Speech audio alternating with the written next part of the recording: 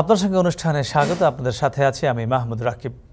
বলা হয় সঠিকভাবে জাকাত সংগ্রহ করতে পারলে পুরো দেশের আর্থ-সামাজিক চিত্র পাল্টে দেওয়া সম্ভব, দারিদ্র্যের হার নামানো সম্ভব শূন্যের কোটায়। বিভিন্ন গবেষণা বলছে শুধু প্রাতিষ্ঠানিকভাবে যেসব সম্পদের হিসাব আছে প্রতি বছর সেখান থেকে 1 লক্ষ কোটি টাকার উপরে জাকাত উত্তোলন সম্ভব। তবে সেক্ষেত্রে দরকার রাষ্ট্রীয় উদ্যোগ। এখন প্রশ্ন হলো, সে উদ্যোগ কতটা নিতে পারছে রাষ্ট্র? দর্শক, আপনার সঙ্গে আজকের আয়োজনে আমরা এসব নিয়ে কথা বলবো। আমরা আলোচনার নাম দিয়েছি জাকাতের শক্তি। আর এ নিয়ে কথা বলতে আমাদের সাথে আছেন জাতীয় রাজস্ব বোর্ডের সাবেক চেয়ারম্যান ডক্টর মোহাম্মদ আব্দুল মুজিদ, আরও আছেন সেন্টার ফর জাকাত ম্যানেজমেন্টের প্রধান নির্বাহী কর্মকর্তা ডক্টর মোহাম্মদ আয়ুব মিয়া। আপনাদের স্বাগত স্যার। স্যার, একটা আপনাকে দিয়ে শুরু করতে চাই। আপনি যেহেতু দীর্ঘদিন এনবিআরে ছিলেন, অর্থনীতির সঙ্গে নানানভাবে যুক্ত আছেন গত কয়েক দশক ধরে, একদম যদি একটু প্রাথমিকভাবে জানতে চাই জাকাতের সঙ্গে অর্থনীতির সম্পর্কটা আসলে কোথায়, কতটুকু? ধন্যবাদ এমন একটি সুন্দর বিষয়কে নির্বাচন করার জন্য এবং আজকে আমাদের সুযোগ দেওয়ার জন্য আমরা এখন টিভি কর্তৃপক্ষকেও ধন্যবাদ জানাই। অর্থনীতির সাথে জাকাতের সম্পর্ক অত্যন্ত নিবিড়, প্রাচীন এবং গুরুত্বপূর্ণ। আমরা অনেকে মনে করে থাকেন বা সবসময় মনে করে থাকেন যে জাকাতটা মনে হয় হজরত মুহাম্মদ সাল্লাল্লাহু আলাইহি ওয়াসাল্লামের, আমাদের নবীজির সময় এটা প্রবর্তন হয়েছিল। তা না, এর আগেও ঈসা আলাইহিস সালামের আগে, তারও আগে সবসময় বিভিন্ন সূত্র থেকে পাওয়া যায়। ফরম্যাট হয়তো অন্যরকম ছিল বা যে ছিল, কথা হচ্ছে যে সমস্ত সম্পদের মালিক আল্লাহ, তার থেকে 2.5% রেটটা হয়তো বিভিন্ন সময় ঠিক করে দেওয়া হয়েছে, কিন্তু সেই সম্পদটার মালিক তুমি না। ওটা হচ্ছে দরিদ্রের যে হক আছে ধনীর সম্পদের উপরে, ওই আয়াতটার ওই জন্যই বলা হচ্ছে যে ওই সম্পদের একটা সার্টেন অংশ এটা আল্লাহর পক্ষে, আল্লাহর সম্পদ যেহেতু, এটা হক হচ্ছে যে নিরন্ন, যে দরিদ্র, যে তাকে দেওয়ার। অর্থাৎ আমাদের যে আধুনিক যে আমরা আয়কর আইনের ভিতরেও যেটা বলি যে আপনার যে আয় হচ্ছে সেই আয়টা যদি আপনি ডিসক্লোজ করেন এবং ওর উপরে যে কর হয় সেটা আপনি দেবেন, দিলে আপনার এই টাকাটা পুরোটা সাদা হয়ে গেল, যথাযথ হয়ে গেল, বৈধ হয়। হ্যাঁ, আর জাকাতের ব্যাপারটাও অনেকটা সে ধরনের যে 100 টাকা আয় করলে ওখান থেকে 2.5 টাকার মালিক আপনি নন। 2.5 টাকা আপনি দরিদ্রকে অন্যকে দেবেন আল্লাহর পক্ষেই আর কি, মানে যে কি বলে হক হিসেবে, তাদের হক, তাদের পাওনা। এটা কিন্তু না দান দয়া দক্ষিণও না যে আমি দান করে দিলাম বা দয়া করে দিচ্ছি, তা না, ওটা ওর হক, দরিদ্রের হক। তো এই 2.5 টাকা দেওয়াটা হচ্ছে, তাহলে আপনি 97.5 টাকা আপনার হচ্ছে। জাকাত শব্দের আরেকটা বড় অর্থ হচ্ছে পরিষ্কার করা, ক্লিয়ার হওয়া। ওই যে আমি বলি হোয়াইট মানি বললাম, দেখুন। তো সুতরাং আপনি যদি 100 টাকা আয় করে সেই 100 টাকায় যদি ভোগ করেন, তাহলে ওখানে আপনি 2.5 টাকার গলদ রেখে দিলেন, অর্থাৎ ওইটা আপনাকে স্বচ্ছ হচ্ছে না আর কি, আল্লাহর নির্দেশনা পালন করা হচ্ছে না। তো সেই জন্যেই যে জাকাত দেওয়াটা এটা অর্থনীতিতে একটা সামঞ্জস্যতা আনার জন্যে, সমতা আনার জন্যে, একজন কম সুযোগপ্রাপ্ত মানুষ যাতে ওই সুযোগের ভাগিদার হতে পারে। এবং আল্লাহ যেখানে কোরআন শরীফ বলেই দিয়েছেন যেটা ওর হক, আপনি ওকে দিতে বাধ্য, দেবেন, ইট ইজ কম্পালসারি। 5টা রোকন আছে ইসলামের, তার ভিতরে জাকাত একটি অন্যতম। কারণ এটার সাথে, এবং কোরআন শরীফে প্রায় বহু জায়গায় যেখানেই নামাজের কথা উঠছে সেখানেই পরেই জাকাতের কথা আছে। এটা খুব ইম্পর্টেন্ট। এটা কি ব্যালেন্স করে অর্থনীতিকে? অবশ্যই, কারণ অর্থনীতিকে এই জন্যই, কারণ সমাজে নিশ্চয়ই সবাই সমান সুযোগ সুবিধা নিয়ে সমানভাবে সম্পদ অর্জন করতে পারে না। কারোর হয়তো নানান ধরনের প্রতিবন্ধকতা থাকে, পারে না বা কোনো কারণে, প্রাকৃতিক কারণে, কারোর নদীতে তার জমি জমা সব চলে গেল, কত কিছু, কোনো ফসলাদি হলো না, কত অ্যাক্সিডেন্ট, কত কিছু হতে পারে। সেই জন্যে একটা সমাজে তো অলরেডি একটা হয়, অর্থনৈতিক একটা ডিসপ্যারিটি তৈরি হয় ব্যক্তির জীবনের বা সকলের। সেই জন্যই বলা হয়েছে, এটা কম্পালসারিলি বলা হয়েছে যে তোমার 100 টাকা তোমার সম্পত্তির উপরে, তোমার সম্পদের উপরে তুমি এত % এটা তুমি ওদের দেবে। ওদের দিলে ও আপলিফ্ট হবে, ওকে সংগ্রহ, ওকে এইটা দিয়ে তাকে স্বাবলম্বী হতে সাহায্য করতে হবে। হ্যাঁ, আমরা ওই জাকাত কীভাবে দেই, কতটা দেই, সেই পয়েন্টগুলো পরে আসবে। কিন্তু এখানে মেন পয়েন্ট হচ্ছে, উদ্দেশ্য হচ্ছে এই সমাজের একটা সমতা বিধান, অর্থনৈতিক জীবনযাপনের একটা সমতা বিধান জাকাতের মাধ্যমে করা সম্ভব। এবার যে আপনি শক্তি শব্দটা বলেছেন, আমি মনে করি এই অর্থে ইম্পর্টেন্ট।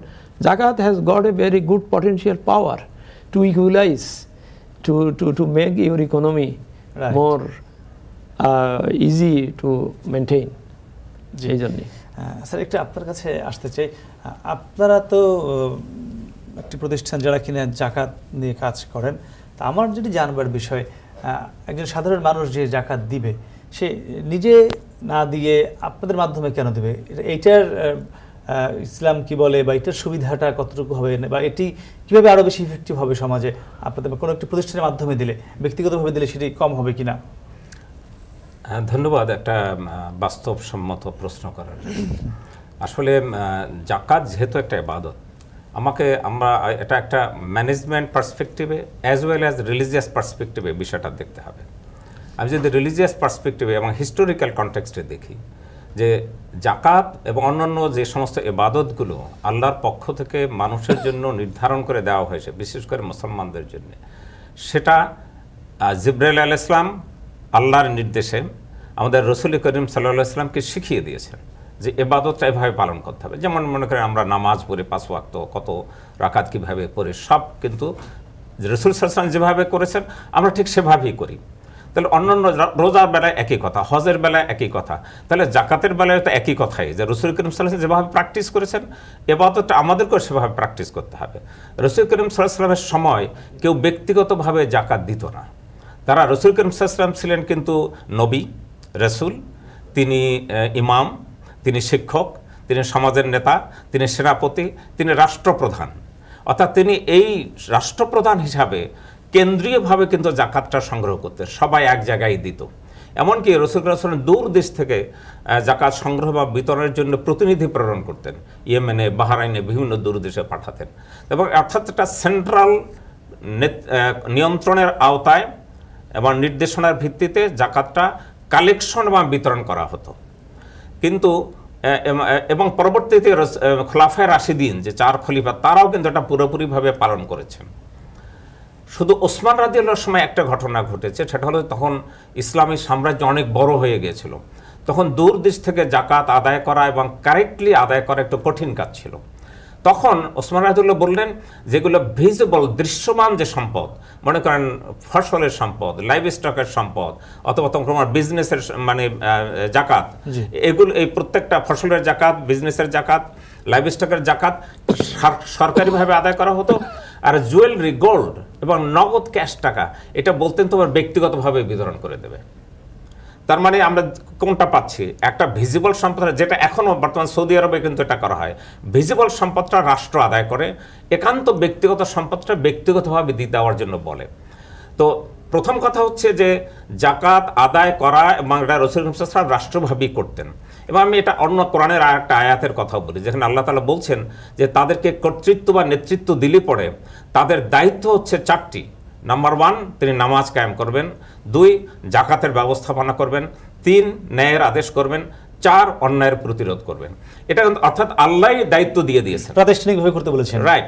তৃতীয় আরেকটা বলি যে সূরা তাওবার 60 নম্বর আয়াতে 8টা ক্যাটাগরিতে যে জাকাত বিতরণের কথা বলা হয়েছে, সেখানে ফুকারা, মাসাকিন, 3rd ক্যাটাগরি হচ্ছে আমিলিন আলাইহা, অর্থাৎ জাকাত কর্মচারী। অর্থাৎ জাকাতের প্রাতিষ্ঠানিক ব্যবস্থাপনার কথা আল্লাহ তাআলা ইনবিল্ট 8টা ক্যাটাগরি 3rd ক্যাটাগরির মধ্যে কিন্তু ঢুকিয়ে দিয়েছেন। তো সুতরাং বোঝাই যাচ্ছে যে রাসূল সাল্লাল্লাহু আলাইহি ওয়াসাল্লামের প্র্যাকটিস, খোলাফায়ে রাশিদিনের প্র্যাকটিস, আল্লাহর নির্দেশনা, এতে বোঝা যায় একটা প্রাতিষ্ঠানিকভাবেই করতে হবে। এগুলো এক কথা। আরেকটা হচ্ছে যে আপনি দেখেন যে ইন্ডিভিজুয়ালি আমরা যদি দেই, আপনি খেয়াল করেন, আমি যদি আমার কোনো নিকট আত্মীয় বা প্রতিবেশী কাউকে জাকাতের টাকা দেই, সেটা জাকাত বলে দেই আর না বলে দেই, তিনি কিন্তু দেখছেন যে উনি আমাকে দয়া করছেন। সাইকোলজিক্যালি কিন্তু তার মধ্যে একটাই হচ্ছে, তার কাছে সে একটু নিজেকে মনে করে যে উনি আমাকে হেল্প করছেন। দ্বিতীয়ত, আমি যিনি দিচ্ছেন, শয়তান কিন্তু তাকে অহংকারী করতে পারে যে আমি এই লোকটাকে হেল্প করছি। তার মানে ফলে গিভার অ্যান্ড টেকারের মধ্যে একটা রিলেশন কিন্তু অন্যরকম হয়। কিন্তু যদি এটা কোনো প্রতিষ্ঠানকে দেওয়া হয়, মনে করেন একটা মসজিদের একটা মুসল্লি কমিটি বা মসজিদ কমিটি তারা যদি করে এবং এই কমিউনিটির সবার জাকাত একত্রিত করে ওই কমিটির যারা দরিদ্র আছে তাদেরকে আলাদা আলাদাভাবে করে দেবেন, তাহলে কিন্তু গিভার টেকার কিন্তু কেউ কেউকে চেনে না। তো সুতরাং সেই অর্থে প্রাতিষ্ঠানিকভাবে দেওয়াটাই উত্তম আমরা মনে করি। নেক্সট পয়েন্ট হচ্ছে, আপনি মনে করেন যে বাংলাদেশে 1 কোটি লোক যদি জাকাত দেয়, তাহলে এবং তাদের জাকাতের পরিমাণ যদি 50,000 কোটি টাকা হয়, এটা যদি প্ল্যান রয়েছে এবং সেন্ট্রালি একটা পরিকল্পনার ভিত্তিতে বাজেটের ভিত্তিতে বাস্তবায়ন করা হয়, তাহলে কিন্তু এটা একটা সোশ্যাল ইম্প্যাক্ট হবে। যেমন আমি যদি দারিদ্র্য বিমোচন করতে চাই, আমি যদি প্রতিবন্ধীদের হেল্প করতে চাই, বা অন্য আরো বহু সমাজ কল্যাণ বা শিক্ষার জন্য করতে চাই, দারিদ্র্যের হারও অনেক কমে আসবে। এক্স্যাক্টলি। আমি এখান থেকে আপনাকে আবার ফিরবো স্যার, একটু আপনার কাছে জানতে চাই, আমি আবারও শুরুতে যেটি বলেছিলাম যে আপনি যেহেতু সরকারের বড় একটি প্রতিষ্ঠানের আপনি প্রধান ছিলেন এবং সেটি অর্থনীতির সঙ্গে সংশ্লিষ্ট একটি ব্যাপার, রাষ্ট্র মানে এই ধরনের উদ্যোগ কি নিয়েছে যে রাষ্ট্রীয়ভাবে জাকাত তোলা, সেটির বিতরণ করা, যেমন আয়কর একটি রয়েছে, সেটিরই একটি ইসলামিক টার্ম হলো জাকাত, আপনি যেটি বলছিলেন, যদি আমরা একটু মানে পরোক্ষভাবে বলা যায় সেটি আমাদের রাষ্ট্র, আমাদের রাষ্ট্র না, বহু রাষ্ট্রই বহুদিন এইটার থেকে, ওই যে খোলাফে রাশিদিনের আমল এবং পরবর্তীকালে আরও কয়েকজন খোলাফে রাশিদিনের আমলে বা তাদের আমলে এটা ছিল, রাষ্ট্রীয়ভাবেই ছিল। এরপরে ওই যে যেহেতু রাষ্ট্র বড় হয়ে গিয়েছে, তারপরে কিভাবে দেবে ইত্যাদি নানান ধরনের কথাবার্তা আসে, ম্যানেজমেন্টের ব্যাপারটা অনেকটা দুর্বল হয়ে যাওয়া, তার বেশি ক্ষতি করেছে ব্রিটিশ আমল, ঔপনিবেশিক আমল। সেখানে এসে তাদেরকে বোঝানো হয়েছে লোকেদের, এই তুমি জাকাত খেয়াল করতে হবে, যে অর্থনৈতিক ব্যবস্থা দিয়ে কিন্তু পুরো সমাজ কিন্তু উপকৃত হতে পারে, একটা গুড সেন্স অফ সামথিং, উপকারের সুযোগ আছে, সেইটাতেই তারা এমনভাবে স্টাডি করেছে। আপনার আলিয়া মাদ্রাসা কিন্তু প্রতিষ্ঠা করেছে কিন্তু ইংরেজরাই, প্রথম 36 জন প্রিন্সিপাল কিন্তু ছিল ইংরেজ।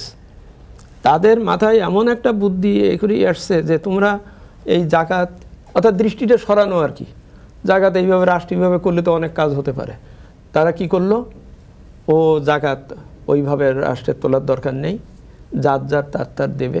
এবং কারে দেবেন, ওই যে সূরা তওবার 60 নম্বর আয়াত, এটাও ভালো করে তারা সামনে আনে নাই, বলছে যে ওই মাদ্রাসার হুজুর, তালবে ইলম বা ওই যে শাড়ি, কথা আমার ইকোনমিক লাইফের এত বড় একটা পটেনশিয়ালিটি থাকা সত্ত্বেও এই জিনিসটা এই পুরো ব্রিটিশ আমলে বা এই সময় থেকে চলে আসছে, আমরা তার উত্তরাধিকারী।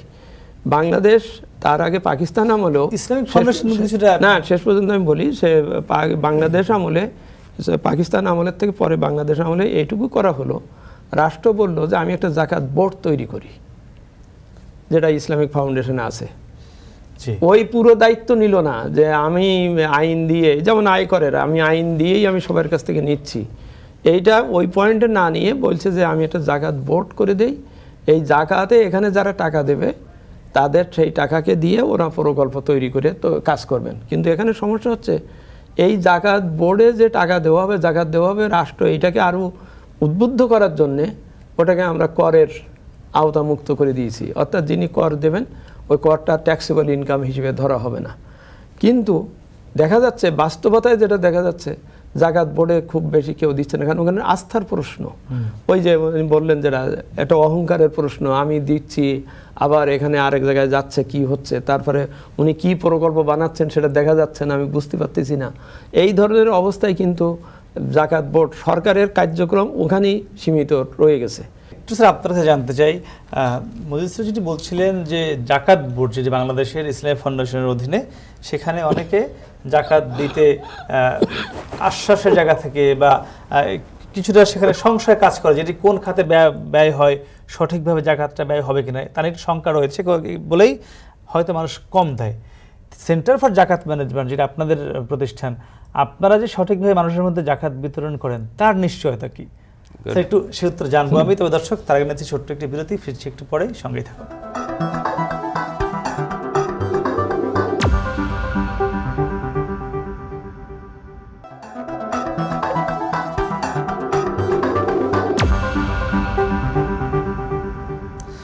ফিরে এলাম বিরতির পর, কথা বলছিলাম জাকাতের শক্তি নিয়ে। আমরা কথা বলছিলাম জাকাতের অর্থনীতি কীভাবে জাকাতের ডিস্ট্রিবিউশন হয় সে বিষয়ে। বিরতির আগে আপনার কাছে জানতে চেয়েছিলাম যে যেখানে জাকাত বোর্ড পারছে না বা মানুষের আস্থা অর্জন করতে পারেনি, সেখানে আপনারা যে সঠিক লোককে জাকাতটা দিচ্ছেন, আপনাদের এই সেন্টার ফর জাকাত ম্যানেজমেন্ট, সেটি নিশ্চয়তা কি?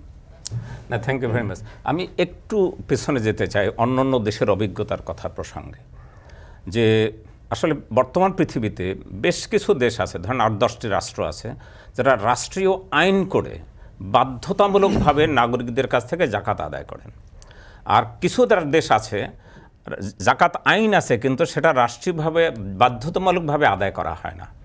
বাংলাদেশ তার মধ্যে একটা, যে এখানে আমাদের জাকাত যে আইন আছে এটা 1983 সালে ছিল জাকাত অ্যাক্ট অর্ডিন্যান্স, এখন গত 2023 সালে এটাকে করা হয়েছে জাকাত আইন। এটা জাস্ট টাইটেলটা চেঞ্জ হয়েছে, কিন্তু মূলত বস্তু একই। এখানে ভলান্টারিলি জাকাত দিতে পারে, কিন্তু শরিয়ার পার্সপেক্টিভে এটা কিন্তু রাষ্ট্র বাধ্যতামূলকভাবে জাকাত আদায় করবে, একটা মুসলিম রাষ্ট্রের জন্য প্রয়োজন। এটা হলো প্রথম কথাটা।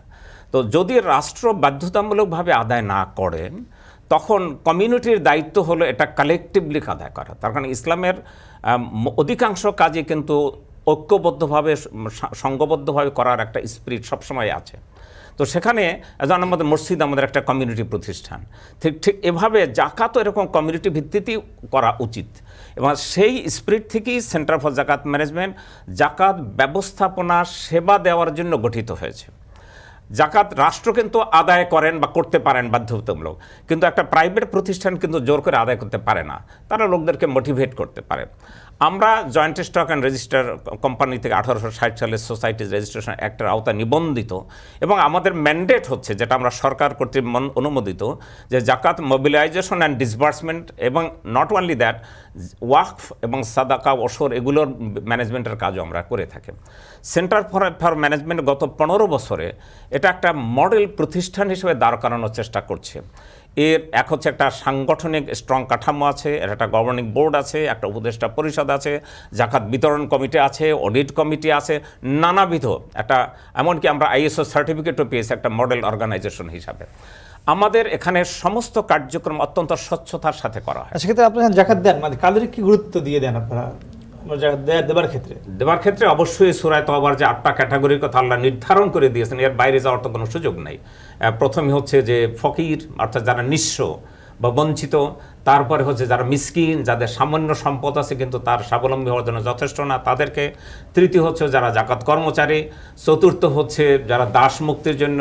তারপর পঞ্চম হচ্ছে অমুসলিমদের হৃদয় জয় করার জন্যে। তারপর হচ্ছে ঋণগ্রস্ত ব্যক্তির জন্যে। তারপরে বিপদগ্রস্ত পথিকের জন্যে, এবং ব্রডলি আল্লাহর রাস্তায়।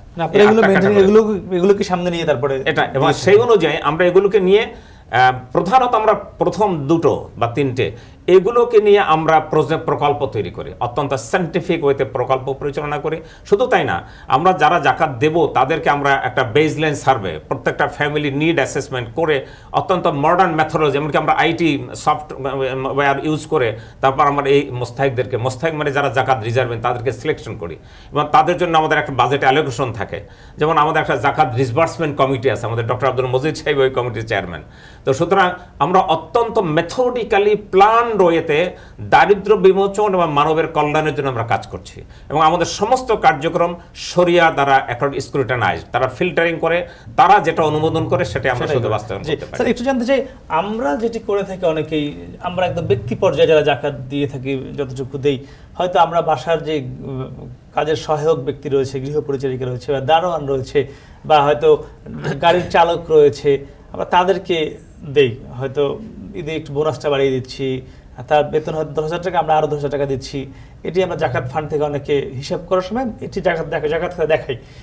এগুলো মানে অর্থনীতিতে কোনো আদৌ কাজে আসছে কিনা, অবশ্যই করছে কিনা, এবং জাকাত হিসেবে এটি আবার কতটুকু গ্রহণযোগ্য?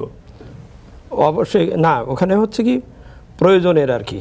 হ্যাঁ, আপনি একজন ড্রাইভারকে দেন, সে যদি জাকাত প্রাপক পর্যায়ের তার আয় উন্নতি থাকে বা বিষয় থাকে, তাহলে আপনি যেটা দিচ্ছেন ওটা জাকাত হিসেবেই আপনি হবে।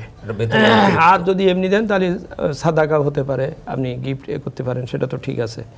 কথা হচ্ছে যে আপনি গৃহের পরিচারিকাকে দিচ্ছেন সে নিশ্চয়ই জাকাত ডিজার্ভিং, কারণ সে তো নিজে কিছু করতে পারে না। তো এটাই আমাদের যেটা আমি ওনার সাথে যুক্ত করেই বলতে চাচ্ছি, সেটা হচ্ছে আমাদের জাকাত ম্যানেজমেন্টের যে প্রকল্পগুলো, সেগুলোর নাম থেকেও আপনি বুঝতে পারবেন। একটা হচ্ছে আমি জানতে চাই মানে এটা কতটুকু দেয়া ঠিক আছে, আমরা যারা ব্যক্তি পর্যায়ে দিচ্ছি, মানে একজনও কি দিচ্ছে, কারো 5,000 10,000 বা একটা শাড়ি লুঙ্গি, মানে সেটি দেওয়া উত্তম নাকি অন্য কোনো মাধ্যমে দেওয়াটা উত্তম? না, এটা উত্তমের প্রশ্নটাই ওই জন্য আসছে। এটা তো আপনি উপস্থিত মতে দিচ্ছেন তারে, কিন্তু আপনার তো আরও জাকাত আছে, জাকাত থাকা উচিত। হ্যাঁ, সেইটা আপনি যদি এটা সিস্টেমেটিক ওয়েতে একটা প্রাতিষ্ঠানিকভাবে যদি দিয়ে দেন, ওই যে যেমন কিছুক্ষণ আগে উনি ওটা বলতেছিলেন, মসজিদের কমিটি, মসজিদ কমিটি যদি মনে করে যে আমার এই এলাকায় যেসব বিত্তবান মানুষ আছে তাদের জাকাতের টাকাটা তারা যদি এক জায়গায় করে দিয়ে, আবার ওনারাই যদি ঠিক করেন যে আমাদের এই মহল্লাতে কারা গরিব আছে, জাকাত প্রাপক আছে, তাদের যদি বিলি করে, তাহলে এটা জিনিসটা সুন্দর হলো না? কারণ এই জন্যই হলো ওই যে যেমনটি বলা হচ্ছিল যে এক হাত দেবে আর এক হাত জানবে না, এই যে কথাটা আছে, কথাটা এই জন্যই যে আমি যেন নিজের প্রসারের জন্যই না দেই, আমি যেন ও আর অথবা ও যেন না মনে করে যে আমরা দয়া দাক্ষিণ্য করা হলো। হ্যাঁ, তাহলে এটা হবে না আর কি। তো সেই জন্যেই ব্যক্তি টু ব্যক্তি যেটুকু দিচ্ছেন, যেটা দেওয়ার সম্ভব উচিত, আপনি যেটুকু জানেন ভালো করে বুঝে শুনে দিচ্ছেন, কিন্তু আপনার ওটাও জাকাত হবে, কিন্তু আপনার আরও যে আছে সেটা আপনি এখানে যদি একটা প্রাতিষ্ঠানিকভাবে যদি দেন তাহলে আপনি পুরো, কারণ ওনারা ওই যে আমরা জাকাতকে প্রাপক এটা খুব খুব বেস লাইন সার্ভে করে তারপরে আমরা বের করি। হ্যাঁ, যেমন আমি একটু উদাহরণ দিয়ে বলি, আমাদের একটা জীবিকা প্রকল্প আছে। এই জীবিকা প্রকল্পটা এরকম যে ধরেন একটা বড় কোম্পানি, কর্পোরেট হাউস, তারা যেমন ধরেন একে খান কোম্পানি, হ্যাঁ, তারা প্রায় 3 কোটি, এখন 3 কোটি বা এরকম 3 কোটি টাকা তাদের কোম্পানির জাকাতের থেকে আমাদেরকে দিলেন। আমরা ওইটার ভিত্তিতে সেই 3 কোটি টাকা দিয়ে আমরা একটা জীবিকা প্রকল্প করছি। সেই জীবিকা প্রকল্পটা হচ্ছে এই যে 500 ফ্যামিলি, জাকাত প্রাপক ফ্যামিলি, মানে বেজ লাইন সার্ভে করে দেখা, সেই জাকাত 500 ফ্যামিলিকে আমরা একত্র করছি, করে তাদেরকে ওই 3 কোটি টাকার অর্ধেক টাকা অর্থাৎ 1.5 কোটি টাকা আমরা নগদে ওই গ্রুপ করে ভাগ করে 50টা, হয়তো 50টা গ্রুপ করলাম 500 জন লোকের মধ্যে, ফ্যামিলির মধ্যে, দিয়ে ওদেরকে দিয়ে বলছি টাকা তোমার। জাকাত আর মাইক্রো ক্রেডিটের পার্থক্য কিন্তু এখানেই, এই টাকা তোমার এটা শোধ করতে হবে না, তোমার কিছু হবে না, আমি তোমার দিচ্ছি, দিয়ে বলছি এই টাকাটা তুমি যাতে জানো অন্য কাজে না ব্যবহার করে তোমরা ওইটা গ্রুপ করে তোমরা কোঅপারেটিভ সিস্টেমেই তোমরা এটা তোমাদের অ্যাকাউন্টে, আমরা কিন্তু টাকা তাদের অ্যাকাউন্টে দিচ্ছি, আমাদের কোনো নাই, আমার লোক শুধু হেল্প করবে, তোমরা এই 50 জন এই টাকা দিয়ে ব্যবসা করবে, যা ব্যবসা করবে এটা কিছু করবে, করে যে আয় হবে সেই আয়ের কিছু অংশ একটা ঠিক করে দেওয়া আছে যে তোমার অ্যাকাউন্টে আবার ফেরত দেওয়া, সিড মানির সাথে থাকবে, বাকি কথার কথা 80%, এই টাকাটা দিয়ে তুমি তোমার খাবার দাবার সব কিছু সংসার পরিবহন নির্বাহ করবে, ওই আয়ের থেকেই বা এর থেকে করা। আর একটা হচ্ছে আমরা জানি মানুষের আর 2টা মৌলিক অধিকার হচ্ছে শিক্ষা আর স্বাস্থ্য। ওই যে বাকি 1.5 কোটি টাকা থাকলো, ওই 1.5 কোটি টাকার ভিতরে 75 লাখ টাকা, অর্থাৎ আরও অর্ধেক, এটা সময় টাইম টু বাড়ে যাচ্ছে সেটা বলি, সেই 75 লাখ টাকা দিয়ে আমরা ওখানে কমিউনিটি হেলথ সেন্টার করে দিচ্ছি ওই প্রকল্পের ভিতরে, এবং তারা এই 500 ফ্যামিলির সকলের স্বাস্থ্যের দায়িত্ব সে স্বাস্থ্য দেখাশোনা করছে, এবং ওর পরে ব্যবহার হচ্ছে, হ্যাঁ ব্যবহার করতে হবে, কারণ আমি যাকে দিচ্ছি সে যেন এটা ব্যবহার করে স্বাবলম্বী হতে পারে, স্বাবলম্বীটাই উদ্যম। আমি তো তাকে দরিদ্র, যেমন ওর ভিতরে ওই 500 ফ্যামিলির ভিতরে এমন কেউ আছে সে মোটে কোনো কাজই করতে পারে না, হ্যাঁ, এবং তার বাসায় আমি খাবার পৌঁছে দিচ্ছি, কারণ তার কোনো পটেনশিয়ালিটি নেই, সে কাজ করতে পারে না, কিন্তু যে পারে তারে বলছি যে তোমার আমরা যে সিস্টেমে বাংলাদেশের মানে অনেক মানুষ দিয়ে থাকে, আমি যেটা আপনাকে বললাম যে হয়তো ব্যক্তি উদ্যোগে দিচ্ছে, হয়তো আমার 20,000 টাকা যে জাকাত হয়তো 20 জনকে 1,000 টাকা করে দেওয়া হলো, এটা কি কোনো কাজে আসে না? কাজে আসে না মোটেই। এটা হচ্ছে পেমেন্ট হচ্ছে ওর 1,000 টাকা পেয়ে তো সে কিছু করতে পারছে না গঠনমূলক কিছু, আমাকে তাকে দরিদ্র রেখেই দরিদ্র জাকাত দেবো, এটা ঠিক না, এবং এটা উদ্দেশ্য না, যেটা আমি একদম প্রথমে বলতেছিলাম যে এটাই এর ইকোনমিক ইম্প্যাক্ট, আপনার প্রথম প্রশ্নের ওইটাই ছিল আর কি। ইকোনমিক ইম্প্যাক্ট হচ্ছে টু মেক দেম সার্ভাইভেবল এবং তাদেরকে করে তোলা। তা সেই জন্যই ওই 1,000 জন, এই 10 জনকে 1,000 কোটি টাকা দিলে হচ্ছে কি ওই টাকাটা ও কিছু কোনো খরচ করে কীভাবে কী করে ওর শেষ করে দেবে, ওর থাকবে না, ওর কিছু হবে না। যেমন আমরা শাড়ি লুঙ্গি যাদের দেই, একজন হয়তো 12টা শাড়ি পেলো, কী করবে, ওইটা দিয়ে ওর কিছু হচ্ছে না, কিন্তু আমি যদি ওই 12টা শাড়ির দাম যেটা, ওই টাকাটা দিয়ে আমি যদি তার 1-2টা সেলাই মেশিন দিয়ে দেই, তার একটা গাভী কিনে দেই, তার একটা করে দেয়, তাহলে ওর একটা আয়বদ্ধ অবস্থা হবে। এখানেও তাই ওই শিক্ষা স্বাস্থ্য যেটা হ্যাঁ শিক্ষা স্বাস্থ্য বলছিলাম যে ওই একটু শেষ করে দেই, স্বাস্থ্যজনিত যে কমিউনিটি ক্লিনিক করলাম, ওরা ওই 500 জনের ফ্যামিলি এবং তাদের যদি আরও বড় ধরনের আল্লাহ না করুক অসুখ বিসুখ হয়, আমাদের সেন্টার বোর্ডে সেখানে জানাবে, আমাদের হাসপাতালগুলোর সাথে আমাদের চুক্তি আছে, আমরা তাদেরকে দেই, ব্যবহার করি। অর্থাৎ তাদের এই 500 ফ্যামিলির স্বাস্থ্যের দায়িত্ব কিন্তু এখানে হয়ে যাচ্ছে, কাজ হয়ে যাচ্ছে। আর একটা হচ্ছে বাকি 75 লাখ টাকা দিয়ে গুল বাগিচা শিক্ষা প্রতিষ্ঠান প্রাইমারি থেকে শুরু করে আস্তে আস্তে আমরা পুরো দায়িত্বটা দিচ্ছি। কারণ ওই ফ্যামিলির যদি খাওয়ার দাওয়ারের সংস্থান হয়, ওই ফ্যামিলির যদি স্বাস্থ্য দেখার ব্যবস্থা হয়, ওই ফ্যামিলির যদি শিক্ষার ব্যবস্থা হয়, তাহলে তো সে দাঁড়িয়ে যাবেই। জি স্যার, একটু জানতে চাই ইসলাম কোনটাকে বেশি উৎসাহিত করেছে?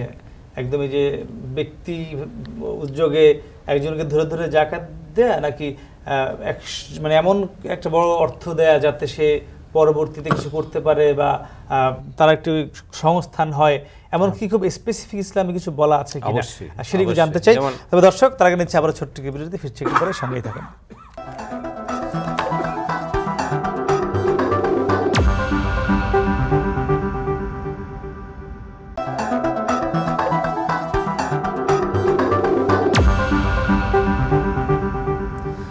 ফিরে এলাম বিরতির পর, কথা বলছিলাম জাকাতের অর্থনীতি নিয়ে। স্যার, যেটি আমি জানতে চেয়েছিলাম আপনাকে সেই বিরতির আগে, যে ইসলাম কোনটাকে বেশি উৎসাহিত করেছে জাকাত দেওয়ার ক্ষেত্রে? একদম মানে অল্প টাকা সবার মধ্যে ছড়িয়ে দেয়া, নাকি বেশি টাকা একজনকে দেয়া?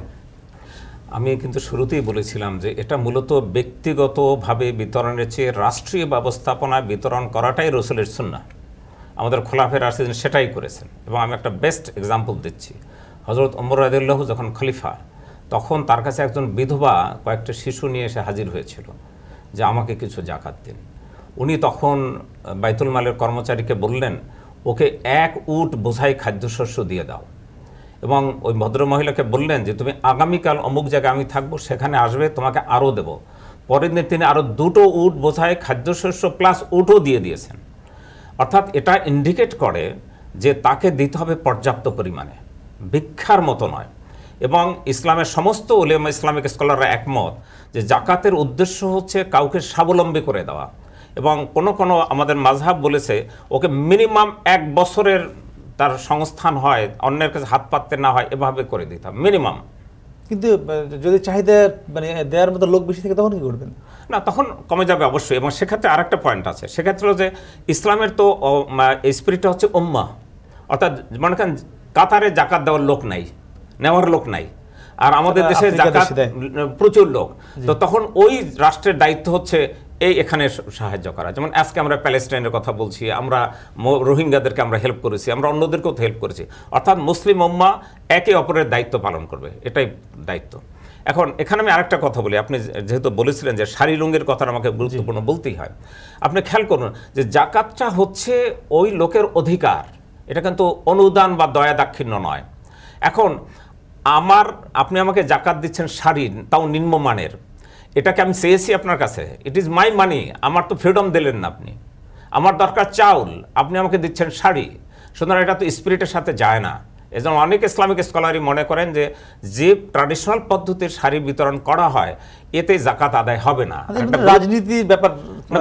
এবং গুরুত্বপূর্ণ খেয়াল করুন, ইসলাম মানবিক মর্যাদাকে দারুণ গুরুত্ব দিয়েছে।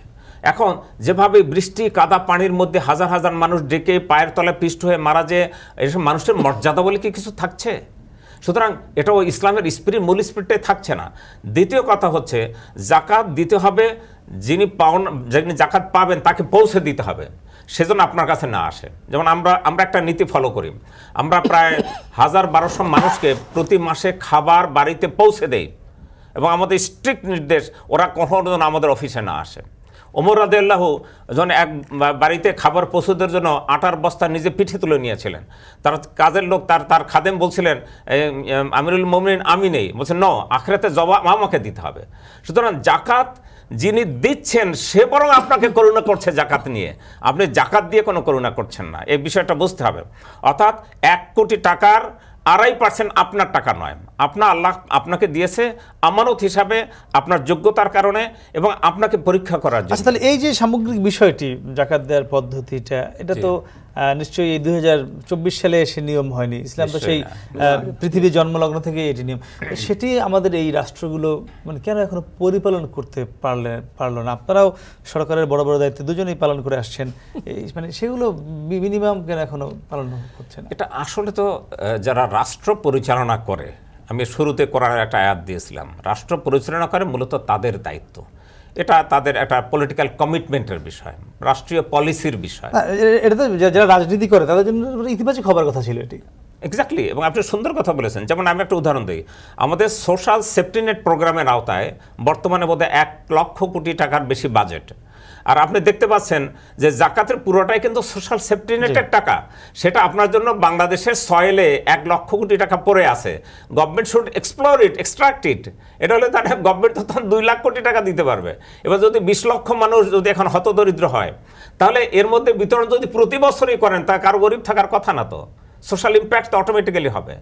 আর এখন বর্তমানে খেয়াল করেন, বাংলাদেশে কিন্তু এখন অনেক মানুষ জাকাত দিচ্ছে, শত শত কোটি টাকাও দিচ্ছে, but it has no statistics, কোনো পরিসংখ্যান নেই, কোনো হিসাব নেই। আমাদের বাংলাদেশ ব্যাংকে নাই, আমাদের প্ল্যানিং কমিশনে নাই, ব্যুরো অফ স্ট্যাটিস্টিক্সে নাই, আমাদের বিশ্ববিদ্যালয়ের পাঠ্যপুস্তকে নাই, আমাদের 5 ইয়ার প্ল্যানে নাই, অ্যানুয়াল প্ল্যানে নাই, অ্যানুয়াল বাজেটে নাই। তাহলে এটা হবে কেমন করে? তাহলে এই কাজগুলো যারা করে তাদেরই তো দায়িত্ব এই ডিভাইন কমান্ডমেন্টটা ফলো করা। জি স্যার, আমি মানে একটু লাস্টে বলছিলেন তিনি, আমি সে বিষয়টি আসতে যাচ্ছিলাম যে মানুষ কিন্তু জাকাত দিচ্ছে, এটাকে নিশ্চিতভাবে কিন্তু আপনাকে মানতে হবে, মানুষ জাকাত দিচ্ছে না তা নয়। এমনকি আপনি যদি বলেন রাজনীতিবিদদের যদি কথা বলেন, তারা কিন্তু প্রচুর পরিমাণে জাকাত দিচ্ছে, হয়তো অন্যভাবে দিচ্ছে, কিন্তু সাধারণ মানুষ কিন্তু তাদের হাত ধরে অনেক কিছুই পাচ্ছে, এটি আপনার মানতে হবে। তো সেটি আসলে একটি কালেকটিভ ওয়েতে বা আরেকটু গোছানো পদ্ধতিতে আনা কি সম্ভব কিনা এখন আমাদের দেশে, যে মানে এই পরিস্থিতিতে দাঁড়িয়ে? না, অবশ্যই সম্ভব। আমি কিভাবে এই জাকাত বিতরণের বা এর মেন কনসেপ্টটা, দর্শনটা হচ্ছে রসুলের সেই হাদিস। মনে করে দেখেন, একজন দরিদ্র লোক সেই এসে বললো আমার ভিক্ষা দেন। উনি সাহাবীদের নিয়ে মিটিং করতেছিলেন, সেখানে এসে বলছি আমাকে ভিক্ষা দেন। রসুল বললেন তুমি ভিক্ষা চাচ্ছ কেন? তোমার ঘরে কিছু নাই? তোমার কিছু নাই? বলে আমার একটা কম্বল আছে। ওই যে আমাদের শেখ হাবিবুর রহমান যে কবিতাটা করেছেন আর কি, কম্বল তার সম্বলখানি। উনি বললেন কম্বলটা নিয়ে আসো। নিয়ে আসার পরে সকলের মধ্যে বললেন যে কে এটা বেশি দামে কিনতে চাও? নিলাম সিস্টেম। হ্যাঁ, তো এক সাহাবী নিজের থেকে ওর দামের চাইতে একটু বেশি টাকা দিয়ে দিলেন, ওনাকে দিলে তখন বললেন ওই টাকাকে উনি 2 ভাগ করলেন, করে 1 ভাগ দিয়ে বললেন এই 1 ভাগ দিয়ে তুমি তোমার খাবার দাবার এগুলো সব জোগাড় করো, খাও। আর বাকি টাকা দিয়ে উনি একটা কুঠার কিনে আনতে বললেন, কুঠার কিনে এলেন। উনি নিজে ওইটাকে বাট লাগিয়ে দিলেন, টেকনোলজি। হ্যাঁ, তারপর বললেন ওই দূরের ওই বনে যে কাঠ কেটে বাজারে বিক্রি করবে এবং প্রতি সপ্তাহে আমাকে রিপোর্ট করবে, মনিটরিং। হ্যাঁ, এই কনসেপ্ট, আমাদের জাকাত বিতরণের কনসেপ্টটা কিন্তু এই আইডিয়ার থেকে। আমরা এখানে টেকনোলজি ব্যবহার করছি, টেকনোলজিক্যালি তাদেরকে ইকুইপ করার চেষ্টা করছি এবং তারা এইটার থেকেই সে স্বাবলম্বী হবে। তার ওই একটা কম্বল তো ঘরে পড়েছিল, অথচ সে ভিক্ষা করে বেড়াচ্ছে। তো সেই জন্যই তার পটেনশিয়ালিটিটাকেই তাকে দিয়ে তার টাকাটাকেই, আমি ওই যে বললাম অধিকার তার, 2.5 টাকা তার অধিকার, আমি সেই টাকাটা যদি তারে দেই, এম্পাওয়ার করি তাকে, এবং ওই মাইক্রো ক্রেডিট না বলি যদি যে না তোমার ফেরত দিতে হবে বা তোমার এখানে সুদ হবে, এসব কিছু না বলি, ওকে যদি মালিক করে দিতে পারি, তাহলে সে তো তার প্ল্যান অনুযায়ী সে অনেক কিছু করতে পারবে। এইটা করার ব্যাপারে, তার প্ল্যান করার ব্যাপারে আমাদের এই সেন্টার ফর জাকাত ম্যানেজমেন্ট বা রাষ্ট্রীয় আমাদের প্রতিষ্ঠানের দায়িত্ব এটাই, যে to encourage them, to help them to B self sufficient. না, সেটি বেসরকারি ব্যাপার, আমি বলছি রাষ্ট্রীয়ভাবে এটিকে। না, রাষ্ট্রীয়ভাবে তো এটা করার ছিল, আগের যুগেও ছিল, বহু দেশে আছে, 7-8টা দেশে আছে অলরেডি, এবং কোনো দেশে ওই ইন বিটুইন আছে, ধরেন কোনো প্রতিষ্ঠান দিয়ে করা হচ্ছে। এই কনসেপ্টটা সকলের মাথায় আসতে হবে। বা এই যে যেমন আমরা জানি যে কাতারের কথা যদি বলি, কাতার বিভিন্ন আফ্রিকার দেশে তাদের জাকাতটা দিয়ে দিচ্ছে, বা মধ্যপ্রাচ্যে আরো অনেক বড় বড় ধনী দেশ রয়েছে, হয়তো তাদের জাকাত নেবার লোক তাদের দেশে নেই, সেসব জাকাতকে আমাদের দেশে আনার কোনো বন্দোবস্ত রাষ্ট্রীয়ভাবে আছে? যে মুসলিম উম্মার কনসেপ্টে আপনি দেখেন আমাদের এই মুহূর্তে আছে কিনা আমি জানতে চাচ্ছি। না, আমি এটাই বলছি, যেমন ধরেন কুরবানির সময়, হজের সময় যত দুম্বা কুরবানি হয়, ও তো ওখানে বিলি করার বা কোনো সিস্টেম নেই। ইসলামিক ডেভেলপমেন্ট ব্যাংকের দিয়ে ব্যবস্থাপনায় এটা কিন্তু এই সমস্ত গরিব দেশগুলোতে কিন্তু বিলি করা হয়। আছে, কনসেপ্ট আছে। উম্মা তো এক দেশে আছে, সে বেশি আছে, সে এই দেশে কোনো একটা ফর্মে দেবে, যেমন আপনারা ফাইল খায়ের নামে একটা প্রকল্পের কথা শুনেছেন, সে ব্যক্তি তার নাম উচ্চারণ করতে চায় না, বলতে চায় না, কিন্তু সে এখানে আমাদের বহু ওই তৈরি করে দিয়েছে, ওই কি বলে disaster in this way they can do it. আমি একটু অ্যাড করি, যেমন এটা আছে, যেমন আমাদের রাষ্ট্র টু রাষ্ট্র যখন কোনো প্রজেক্ট ইমপ্লিমেন্ট হয় তখন কিন্তু রাষ্ট্রীয়ভাবে এটা আসে।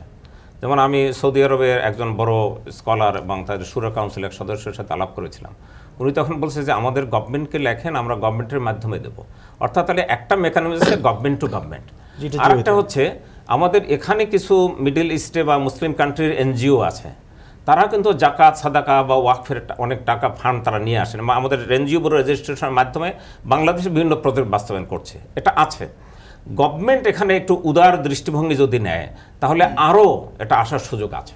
আচ্ছা স্যার, একটু জানতে চাই যে আপনাদের বিভিন্ন গবেষণায় বলছে, বেসরকারি বিভিন্ন গবেষণায়, যদি ঠিকমতো জাকাত আদায় করা যায় তাহলে 5 বছরের মধ্যে দেশের দারিদ্রতার হার শূন্যের কোটায় নামিয়ে আনা সম্ভব, এমন গবেষণা আপনারা বা আরও বিভিন্ন বেসরকারি প্রতিষ্ঠান বলছে।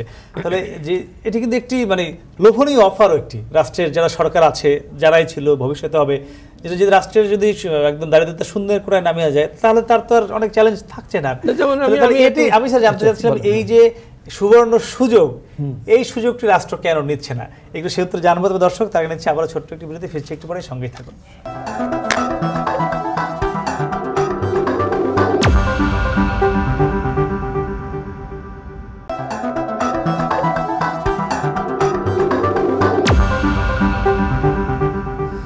ফিরে এলাম বিরতির পর। কথা বলছিলাম জাকাতের শক্তি নিয়ে। স্যার, যেটি জানতে চাচ্ছিলাম যে যদি 5 বছরের মধ্যে জাকাত ব্যবস্থাপনা করে, জাকাত আদায় করে, জাকাত বিতরণ করে দারিদ্রতার হার একদম শূন্যের কোটায় নামিয়ে আনা যায়, আমাদের মতো গরিব দেশ বা উন্নয়নশীল দেশ যেভাবেই বলি, বা আফ্রিকার মতো যে দেশগুলো রয়েছে যারা অনেক বেশি গরিব, বা আমাদের আশপাশে আরও অন্যান্য দেশ রয়েছে, তারা এটা পুরোপুরি বা শতভাগ বাস্তবায়ন কেন করছে না? কি করণীয় করবার জন্য? না, সেটাই আমি বলছি, যেটা কিছুক্ষণ আগে আমি একটা উদাহরণ দিয়েছিলাম আমাদের জীবিকা প্রকল্পের, ওই যে বললাম 3 কোটি টাকা কোম্পানি দিলেন বা ইত্যাদি। এখানে দেখা গেছে আমাদের এই প্রকল্পগুলো, জীবিকা প্রকল্পের মেয়াদ হচ্ছে 5 বছর। 5 বছরে আমরা ওদেরকে টাকা দেই, সেই টাকা দিয়ে ওরা ব্যবসা করে, সব কিছু করে করে দেখা গেছে। আমরা চিটাগাংয়ের একটা প্রকল্পের নাম মোহরা প্রকল্প, একে খান গ্রুপে দিয়েছিল আর কি। সেখানে দেখা গেছে 5 বছর পরে ওই যে প্রত্যেকে 20,000 করে টাকা পেয়েছিল ওই যে গ্রুপের থেকে, সেই টাকা তাদের বাড়িয়ে প্রায় 40,000 হয়ে গেছে, ডবল হয়ে গেছে। এবং ইন দ্য মিন টাইম তাদের রোগ শোক শিক্ষা সব কিছুর একটা ব্যবস্থা হয়েছে। এবং এইটার সোশ্যাল ইম্প্যাক্ট কি, ইকোনমিক ইম্প্যাক্ট কি হয়েছে, এটা হোসেন জিল্লুর রহমান মহোদয় ওনার পিপিআরসি যেটা আছে, ওনারা একদম নিরপেক্ষভাবে এটার উপরে স্টাডি করেছেন। হ্যাঁ, স্টাডি করেছেন যে ইম্প্যাক্টটা কী হলো, এটা আসলে কি সম্ভব কিনা, যেটা আমরা বলছি 5 বছরে শূন্যের কোটে যাবে। অ্যাকচুয়ালি তারা এটা স্টাডি করে খুব গবেষণালব্ধ হিসাব করে তারা দেখিয়েছেন যে it is a best model, এই অর্থে যে এই 5টা ফ্যামিলি কিন্তু স্বাবলম্বী হয়ে গেছে, তারা দরিদ্র নাই, এবং তারা এখন নিজেরাই জাকাত দেওয়ার মতন পরিস্থিতিতে চলে গেছে, অর্থাৎ তারা এখন অন্যরা জাকাত দিতে পারে। তো অর্থাৎ সরকার যদি এই সিস্টেমে, মানে রাষ্ট্রীয় সিস্টেমে, যেটা আমরা মালয়েশিয়া এবং ইন্দোনেশিয়া দেখছি, already it has been accepted as a model, এবং সেখানে এগুলো কিন্তু আধুনিক বিজ্ঞানসম্মত, বিজ্ঞানসম্মত এবং সিস্টেমেটিক, এবং এর জন্য গবেষণা সব কিছুর সাপোর্ট আছে বা দেখা যাচ্ছে, বোঝা যাচ্ছে। উদ্যোগটা হচ্ছে নিতে হবে। জি স্যার, আপনি মানে একই বিষয় যদি আমি এখানে অ্যাড করি, কি করা উচিত? আমরা কিন্তু আমাদের যে সাবেক অর্থমন্ত্রী আবুল মাল আব্দুল মুহিত সাহেব, ওনার সাথে আমাদের বোর্ড দেখা করে এই বিষয়গুলো ওনার কাছে তুলে ধরেছিলাম। তিনি অত্যন্ত মনোযোগ দিয়ে প্রায় 40 মিনিট সময় আমাদের কাছ থেকে শুনেছিলেন। দ্বিতীয় হলো, আমাদের আগের অর্থমন্ত্রী মোস্তফা কামাল সাহেব, উনি কিন্তু অলরেডি আমাদের সাথে জড়িত, ওনার গ্রামে আমরা প্রজেক্ট বাস্তবায়ন করছি, এবং উনিও আমাদের পুরো বিষয়টা সম্পর্কে জানা আমরা তুলে ধরেছি। আমরা আগে সাবেক রাষ্ট্রপতির সাথে সাক্ষাৎ করে তাকেও পুরো বিষয়টা আমাদের অবহিত করেছি, এবং কিশোরগঞ্জ হাওর এলাকায় আমরা এরকম স্বাবলম্বী প্রকল্প আমরা বাস্তবায়ন করেছি। ওখানে প্রায় 300 ফাইবার গ্লাসের বোট আমরা বিতরণ করেছি গরিব মৎস্যজীবীদের মধ্যে। আমাদের সাবেক পরিকল্পনা মন্ত্রী মান্নান সাহেব উনিও কিন্তু আমাদের প্রোগ্রামে এসেছেন দুবার, তারপর উনি এ সম্পর্কে বিষয়গুলো জেনেছে। আমরা রাষ্ট্রীয়ভাবে উদ্বুদ্ধ হয়েছে সেটা তো জবাব দিতে পারবো না, তারাই ভালো বলতে পারেন, কিন্তু আমরা এটা তুলে ধরার চেষ্টা করছি এবং আমরা বিভিন্ন আলাপ আলোচনার রাউন্ড টেবিল ওয়ার্কশপ নানাভাবে আমরা তুলে ধরার চেষ্টা করছি। আমি মনে করি যেমন গভর্নমেন্ট জাকাত বোর্ডের ব্যাপারে আন্তরিক আমি মনে করি, কারণ হলো আমি শুনেছি যে এটা কালেকশন এখন আগের চেয়ে ডাবল হয়েছে, তার মানে বোঝা যাচ্ছে এটা গুরুত্ব দিচ্ছে, কিন্তু আরও গুরুত্ব দেওয়া দরকার এবং রাষ্ট্রীয় ব্যবস্থাপনার বিষয়টাকে এখানে আনা দরকার। এখানে একটা জিনিস গুরুত্বপূর্ণ খেয়াল করবেন, আপনি যখন বলেছেন যে অনেকে জাকাত দিচ্ছে, কিন্তু খেয়াল করেন আমাদের সমাজে হাজার হাজার প্রতিষ্ঠান আছে যারা জাকাত ব্যবহার করেন, লিল্লা বোর্ডিং, মাদ্রাসা, এতিমখানা ইত্যাদি ইত্যাদি, বাট দে আর নট জাকাত ম্যানেজমেন্ট অর্গানাইজেশন। এজন্য যারা জাকাত কালেক্ট করতে পারবে এবং প্ল্যান রইতে বিতরণ করতে পারবে, এরকম জাকাত ম্যানেজমেন্ট অর্গানাইজেশন দরকার। আমাদের অবজারভেশন হচ্ছে সরকারের জাকাত বোর্ড এরকম একটা জাকাত ম্যানেজমেন্ট অর্গানাইজেশন, মানে প্রাইভেট সেক্টরে আমাদের সেন্টার ফর জাকাত ম্যানেজমেন্ট এটা একটা জাকাত ম্যানেজমেন্ট অর্গানাইজেশন। অন্যরা হলো জাকাত ইউজার, তারা ইউজ করেন জাকাত প্রকল্প, তারা নানাভাবে বাস্তবায়ন করেন, কিন্তু it has to be integrated, মানে should be counted in the national exchequer, তাই না? যে এই জাকাত তাহলে প্রাইভেট সেক্টর বা কত দিচ্ছে। আপনি জাস্ট মনে করেন যে এই 20 লক্ষ মানুষকে যদি 200 কোটি 500 কোটি জাকাত দেওয়া হয়, এটা তো নিশ্চয়ই একটা ইম্প্যাক্ট আছে, বাট আমরা এটা অ্যাসেস করছি না, কিন্তু করছেন এই জন্য এগুলো ইনস্টিটিউশনাল নয়। কোনো উন্নয়ন কাজে যদি বলি, যে জনসাধারণের ব্যবহারের জন্য সেই রাস্তাঘাট, কালভার্ট, এইসব ক্ষেত্রে কি জাকাতের টাকা দেওয়া যায়? এটা নিয়ে কোনো লিটারেচার আমি দেখেছি যে কেউ বলেন যে হ্যাঁ দেওয়া যায়, কিন্তু এখানে একটা কনজারভেটিভ অপিনিয়ন হচ্ছে জাকাত যেহেতু 8 ক্যাটাগরির লোকদের মধ্যে দিতে হবে, কিন্তু একটা ব্রিজ বা কালভার্ট তো সবাই ব্যবহার করে, ধনীও করে গরিবও করে, সুতরাং এমন জায়গায় দিতে হবে যেখানে গরিবরা এক্সক্লুসিভলি যেন পেতে পারে, সেটাকে গুরুত্ব দেওয়া হয়। আচ্ছা, এটা মূলত রাষ্ট্রের দায়িত্ব। আমাদের দেশে আপনি একটু বলছিলেন যে মসজিদ, মাদ্রাসা, লিল্লা বোর্ডিংয়ে জাকাত দেওয়ার ব্যাপক প্রবণতা রয়েছে, আবার নেয়ার জন্য অনেক লোক অপেক্ষা করে। এই বিষয়টি মানে কতটুকু উৎসাহিত করা হয় এবং এটা কত গুরুত্বপূর্ণ বেশি কিনা? এই কথাটাকে আমি গুরুত্ব দিচ্ছি, পুরো মেকানিজমটা একটা প্রাতিষ্ঠানিক আওতায় আনা উচিত। যেমন ইন্দোনেশিয়া, মালয়েশিয়া, আমি যেমন বলি ইন্দোনেশিয়া, মালয়েশিয়া 2 জায়গাতেই কয়েক শত জাকাত অর্গানাইজেশনকে গভর্নমেন্ট লাইসেন্স দিয়েছে যে you can do this under this conditions. তো এই বাংলাদেশে পুরো বিষয়টাকে গভর্নমেন্টের রেগুলেটরি আওতায় আনা দরকার, যাতে করে স্বচ্ছতার সাথে এবং প্রাতিষ্ঠানিকতার সাথে, জবাবদিহিতার সাথে পুরো এই কাজটা আঞ্জাম দেওয়া সম্ভব। তাহলেই আমরা একটা সোশ্যাল ইম্প্যাক্ট কিন্তু অনুভব করব।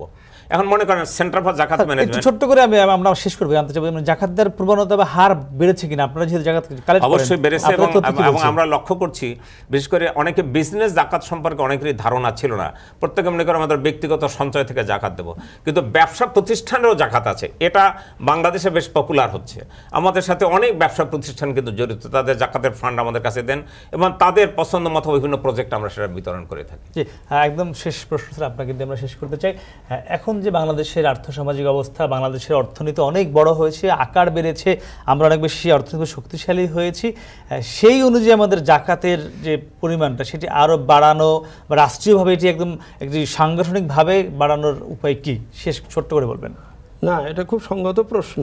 কথা হচ্ছে যে আমার ইকোনমি তো 60-এর দশকের 70-এর দশকের ইকোনমি না, আমার ইকোনমি এখন যথেষ্ট মজবুত এবং হয়েছে মানুষের, কিন্তু একই সাথে কিন্তু দারিদ্র সীমা বা দারিদ্রের সেই সংখ্যা কিন্তু ওঠানামা করছে। এখানে মেন কাজ হচ্ছে যেটা উনি বললেন, একটি ইন্টিগ্রেটেড ওয়েতে, একটি সমন্বিত উপায় হিসেবে যে যার জাকাত দেওয়ার কথা সেটা যদি একটি কেন্দ্রীয়ভাবে একটা জায়গাতেই যদি দেওয়া হয় এবং সেখান থেকে যদি ওই সকলের জনবান্ধব, জাকাত প্রাপক বান্ধব প্রকল্প করে যদি তাদের শিক্ষা, স্বাস্থ্য, অর্থনৈতিক ব্যবস্থার যদি উন্নয়ন করা যায়। আমাদের SDG গোলের 17টা গোলে প্রায় 12টাই হচ্ছে এই জাকাত বা ওই যে দারিদ্র বিমোচন রিলেটেড।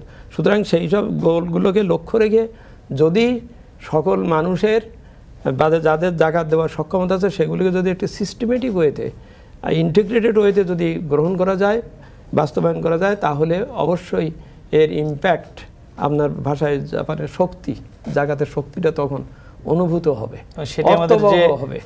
স্মার্ট বাংলাদেশের পথে আমরা আছি, সেটাও নিশ্চয়ই সেটা অনেক বেশি অবশ্যই, সহজ অবশ্যই, হবে। অবশ্যই। স্যার, আপনাদের দুজনকে অসংখ্য ধন্যবাদ আমাদের সঙ্গে যুক্তি, আপনারা অনেক কথা বলেছেন। দর্শক, আমরা শুনছিলাম আমাদের দুজন অতিথির কাছ থেকে যে জাকাত ম্যানেজমেন্ট আসলে কীভাবে হওয়া উচিত, এবং তারা কিন্তু একটি বিষয়ে জোর দিয়ে বলেছেন যে জাকাতটি এমনভাবে দেওয়া উচিত যাতে যাকে এবছর জাকাত দেওয়া হচ্ছে সে আগামী বছর এই জাকাতের টাকাটি ব্যবহার করে তিনিও জাকাত দেওয়ার উপযোগী হন। আমরা নিশ্চয়ই প্রত্যাশা করব আমরা সবাই এই পদ্ধতি মেনেই আগামীতে জাকাত দেব। দর্শক, সেই প্রত্যাশা আজকের মতো শেষ করছি আপনার সঙ্গে। দর্শক, এখন টেলিভিশন ওয়েবসাইটে দেখতে আপনারা ভিজিট করুন www.ekhon.tv। এছাড়া ফেসবুকে দেখতে ভিজিট করুন facebook.com/tv.ekhon, আর ইউটিউবে এখন টেলিভিশন দেখতে ভিজিট করুন youtube.com/c/ekhon tv। শুভরাত্রি।